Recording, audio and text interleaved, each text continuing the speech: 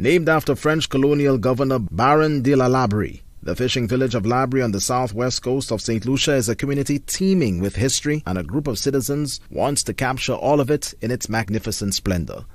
The birthplace to an exhaustive list of prominent citizens, including 2 former prime ministers, Laborie has a unique story to tell, and a band of experts from a wide cross-section of St. Lucian society sat down to flesh out the details to devise a work plan for a sweeping history project. The enterprise is in keeping with Nobel laureate festival celebrations.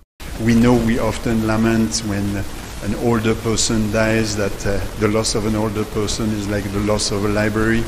And we know that there is a lot of interesting history in the community.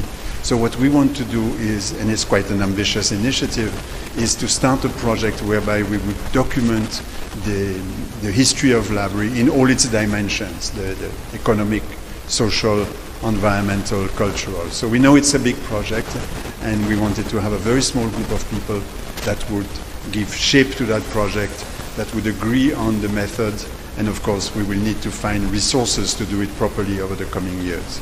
Yves Renard of Laborie Promotions explains that the brainstorming session will hopefully lead to the formulation of a work plan to source funding for the endeavor. So the start of this discussion is already extremely interesting, because the main point that we made at the start is that studying history, the process of studying is as important as the product. And especially when you go into oral history, then you're actually creating sources, you're actually discovering your own history. And whether you end up with a book or with an internet site or with a booklet or a video, of course that's important, but it's almost not as important as the process of going through your own history, which is what we want to do in Laborie. While the group irons out the details of the format, Renard emphasizes that the process, including sources and methods, are essential. But we have an interesting group this afternoon. It's a very small group. We didn't want to open it too much because it's really a working session to design a project.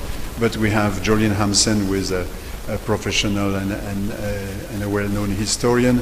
We have people who have, like Petrus Compton, who was actually part of the work that was done in the FRC in the 70s and 80s in terms of documenting St. Lucia's oral history.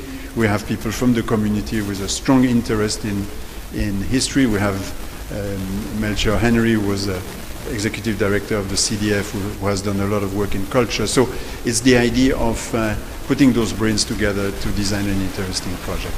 Over the years, several projects have been undertaken to raise the profile of the village, which historically punches way above its weight. Laborie is home to a rich ecosystem, including the Montley-Bleu and Edmund Forest Reserves. The island's second prime minister since independence, former late puisne judge Alan Louisi, was a native of Laborie. Sons and daughters of the soil also include world champion bodybuilder and journalism icon Rick Wayne and former Governor General Dame Paulette Louisi. The History Project hopes to not only catalogue the famous citizens of Laborie, but explain its place and role in the annals of St. Lucian history.